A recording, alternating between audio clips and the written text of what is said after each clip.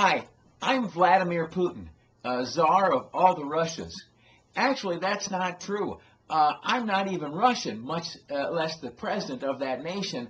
I'm just one more middle-aged guy who thinks that he can take his shirt off and not have people laugh at him like he's a fool. Actually, with my shirt off, I thought I'd say just a couple of words about those journalists who Bill Clinton brought home from North Korea. First of all, I'm not exactly sure they're journalists. Typically, journalists engage in a profession typically known as journalism. This can happen in a newspaper, on the radio, or oftentimes on television. The deal is, as I've Googled around on the internet, I've got eyes, okay? A little bit of respect. The deal is, as I've Googled around on the internet, I really can't find any genuine journalism work ever done by these two young ladies. There are some video postings on the internet, but as you see right now, any fool can post something on the internet. Notwithstanding, these two ladies were away from their families for 4 or 5 months, and that's certainly unpleasant and inconvenient. But how is it exactly that they came to be away from their families? Well, they broke into somebody else's country. And whereas in this nation, given that crazy Rio Grande thing we got going on, people are allowed to walk into our country anytime they choose, in other nations around the world, they have borders that actually mean something.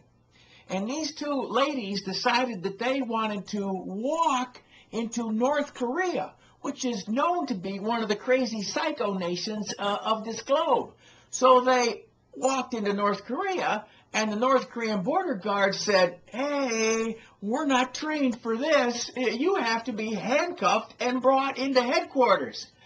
And so for the past 4 months or so, they have been at a guest house in the North Korean capital. Well, this is the same North Korea that's threatened to shoot a missile at Hawaii, and which over the 4th of July essentially shut down a whole bunch of U.S. government computers for several days. North Korea is not our friend. Nonetheless, they were able to play these two journalists and hostages as a trump card to get a face-to-face with a genuine former United States of America president, namely one William Jefferson Clinton. He went over there on a private mission, not representing the United States, and he got those gals and brought them home lickety-split. Like I said, I'm really happy for them and their families. I think they were pretty dumb to go over there in the first place, and Al Gore, who sent them over there, probably ought to be held liable for them getting caught. But like I said, I'm glad they came home. And as last night on the network news, I watched all the anchors get teary-eyed about these girls who were finally back in the US of A.